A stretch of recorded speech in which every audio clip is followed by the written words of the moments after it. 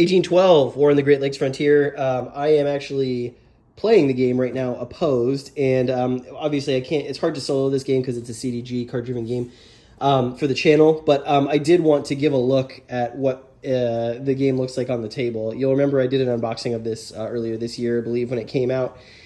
And I figured I would really like to play it before the year is over to see how it stacks up with other games.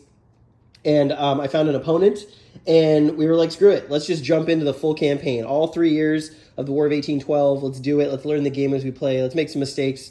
Let's have some epic battles and what have you. And it is a big boy on the table. 2 maps that lay short end to short end, so you're going to need a lot of horizontal space to play it. We are currently entering the summer of 1813. We played about half a day or so, maybe a little more than half a day, and we're almost halfway through the game. It's a lot of fun. It's really good. The production value, I mean, just look at this map, right? It's insanely good. And it's been very fun to, look at all the cards for the first time in the deck and, devise some strategies. The game is really big on logistics, so I would say this is definitely an operational scoped game for sure. And I figured I would take you through some of what's been going on here in the Great Lakes in 1812 through 1813.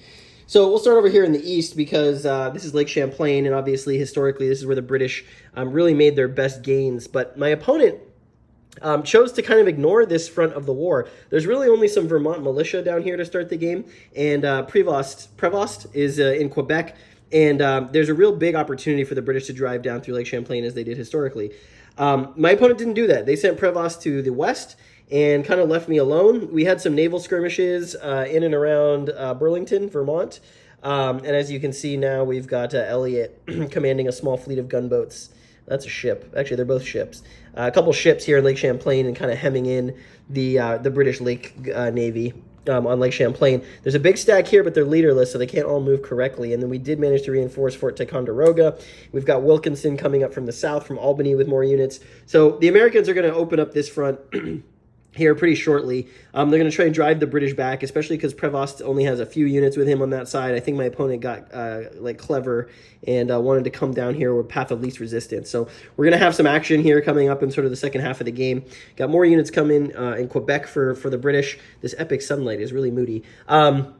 We also had some skirmishing in and around the upper St. Lawrence. I did send, who was the leader? He's dead now, Pike. I did send Pike up from New York, and we were able to build a depot here in Sackett's Harbor. Pike came up through Brownville. Pike actually did manage to take Ogdensburg. Him and Dearborn took Ogden. Well, didn't take it. They set up post at Ogdensburg, and then Pike came down this road and made it actually as far as Beauharnois before the British counterattacked. Pike had to retreat from there. He didn't have the force to stand up to the British.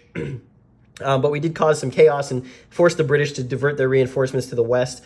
Pike then made a daring attack across the river and managed to capture Kingston with the Kingston attack on Kingston card. And what you're seeing here is the aftermath of Rottenburg basically eliminating Pike and his force in Kingston. They thought that they were going to go in go and retreat into the fortress and force the British to siege them out. It took basically 3 months, but the British did finally manage to siege Pike and his force out. Unfortunately, Pike was a really good leader, and the Forsyth Regiment of the U.S. Regulars was also in there, and they were eliminated as well.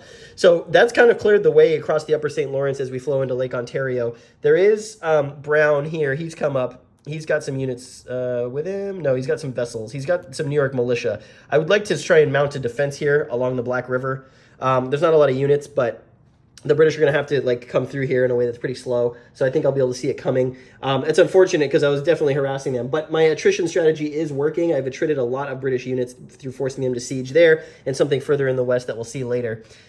New York, early on in the game, Winfield Scott had made great headway crossing the Niagara River and coming up through Fort Erie, which I've held since basically the first turn, Willoughby, Queenston, and then I did capture Fort George, but the British... The British did come back down from the west. Who is this? This is Brock. He's one of their best leaders. So Brock came down, across in this part north of Lake Erie, and managed to counterattack and force the U.S. back. Now you can see Scott here He's got some regiments with him and some New York militia, but the British now are holding Fort Niagara and they're holding Lewiston. So we're going to get some conflict there. I actually thought I had this pretty much locked down for the game, but the British counterattack was pretty swift. Last turn, I also did manage to succeed at capturing York, which is a huge, huge blow to the British. It is a supply source. And then in the same turn, I managed to burn it with Lewis. So we were able to play the attack on York card with this giant navy. I've got Chauncey here with a Lake Ontario navy that is not to be trifled with. And we're able to attack York. That's going to really mess up the British supply situation further west. So they are going to have to respond to that. And Lewis basically has free reign to come down here through Burlington and all the way down to this side and trap the British besiegers there in upstate New York. So we'll see how that's going to unfold. But I do feel pretty comfortable about my command of Lake Ontario. There's not much the British can do to gain a foothold there right now. As we go further west to Lake Erie, we've seen, there hasn't been too much on the south shore, but early in the game, there was a big British stack here with Tecumseh. The British player was actually really clever, my opponent. They managed to cross the Detroit River and take Detroit before I could respond with Tecumseh's Native American units. Once I got, I believe Harrison is here. Yeah, once I got Harrison in, I was able to bring them up from Ohio, from Cincinnati all the way down here, scoop up a bunch of the Kentucky militia that had been strung out along this road trying to garrison some of these small towns that I didn't want to let go of. And finally, at the beginning of 1813, we were able to put the siege on Detroit. So these are the besieged units there. The garrison, it's been a very large siege. We've been sieging it for almost 3 months. Lots of losses on both sides. Winchester is there as well. And I just can't quite get the edge over the siege. We've taken lots of attritional losses. Most of the British is gone. I feel very confident in the turn coming up that I'm going to be able to recapture Detroit. And once I do that, I'll be able to cross the Detroit River, eliminate some of these British supply depots, really put the hurt on Fort Malden. So I'm in a pretty good spot. I feel really good about where the Americans are. The British have basically been responding. I've been dictating the tempo of the campaign. But it's both of our first plays, and so we're learning a lot. It's a great game. I'm actually really impressed with it. So what's really cool about it is, unlike most CDGs, you both get the ops and the event on your event card. So there's always something interesting happening. Combat is a D6 and D8 system, which is really unique. There's even a tactical element to it as well. So you've got your flanks when you get into battle. You put your lead regiments in one of your flanks. You can support them with additional regiments. You're going to roll firepower, and that's going to be a variable amount based on which, sort of like battles of the American Revolution, you're going to pick sort of a tactical strategy that gives you some advantages depending on what situation you're in, and your opponent is going to do the same thing. There's a lot of like rock, paper, scissors counterplay with these 5 tactical cards. And then you look at what your opponent played versus what you played, and that's the type of dice you're going to roll for your volleys, your fire volleys. So there's a tactical element to the battles here that makes them really interesting and very fun to play, although it does take a little while. We have the same thing for naval battles as well. You're going to line up your ships in a long line. You're going to fire at the opposing, matching letter, potentially take damage. Your ships are going to potentially be sunk or captured. I actually did capture a British ship. Where was that? I think it was when I took Kingston. I managed to capture a British ship. So there's just a lot of really cool stuff in the game that really is flavorful and makes it a very nice experience. Like I said, one of Compass's best produced games. The cards, the pieces, the artwork, stellar, phenomenal. Having a ton of fun, and we're only halfway through it. So we'll see if my opponent, where we go through the rest of 1813. My opponent's reeling a little bit, but they have made some counter punches that have kind of messed with what I wanted to do. So it's going to be real interesting when Lake Champlain gets going. I'm just curious to see how that happens. If the British can actually succeed here, I think they can maybe recapture the momentum of the war. So anyways, if you get a chance to play 1812 War on the Great Lakes Frontier, highly recommend it. Even the smaller scenarios seem like they'd be a lot of fun, either one map or the other, and not, obviously 1 year maybe, or maybe not even the whole thing. So there's a lot to like about this. Definitely, I think will be showing up on my top 10 games of 2023 at the end of the year. So yeah, we're going to keep going tomorrow, and then I'll check back in when it's over to show you exactly how everything turned out. Well, the war is over. Ended in the autumn of 1814, played the whole shebang. All told, took about a day and a half, but it was a ton of fun. This is a great game. I'll go into my final thoughts in a bit, but I did want to show you where things kind of ended up. So the wider war with the United States, this track gives bonus points at the end of the game. It also gives the ability, when you do your card draw for one side or the other, to discard cards from their hand and draw new ones if they don't like it. We did have it pushed up way up here for most of the game, but in the final year, a lot of British victories off map pushed it back down towards 0. And so we only got one victory point out of that as the U.S. Lake Champlain, as I expected, really heated up in 1814. The British actually marched all the way down. They got a big army. Prevost led a stack down from Quebec all down the western shore of Lake Champlain, pushed the Americans out of Fort Ticonderoga all the way back to William Henry, and then for the winter at the end of 1813, the U.S. retreated back to the base at Albany. The British just really overwhelming force here. The U.S. did push up, recaptured William Henry in the final year, but what really made the difference, the British Navy had come down to the south end of the lake to try and put some pressure on the Americans and make one more lunge, maybe towards Albany. But Commandant McDonough had a huge stack of ships that was built up on the Vermont side of the lake, came over, trapped the British fleet in against Fort Ticonderoga, forced some of those ships into the harbor, and then we had a decisive naval engagement with a massive fleet of ships, some gunboats, some larger schooners and sloops. We had the Eagle II built, the Ticonderoga was built, damaged there, as you can see, and the Saratoga as well, big ship. And so all that decisive naval battle basically ended the British hopes at Lake Champlain. That was by far the most successful area of the war, at least in this game, that they enjoyed.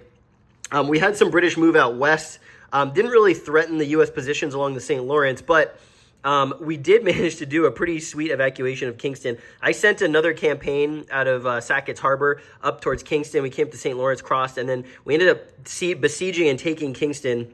It had a garrison of small Native American defenders. And then the British marched some troops to the west.